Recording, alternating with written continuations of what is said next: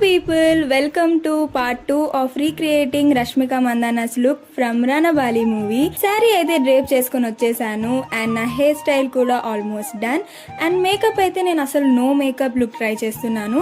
Only eyeliner and కొంచెం lipstick add చేశాను. Part 1 లో జ్యువెలరీ డీటెయిల్స్ చెప్పలేదు. సో ఈ స్టోన్ కాయిన్ జ్యువెలరీ నేను మీషో నుంచి ఆర్డర్ చేశాను.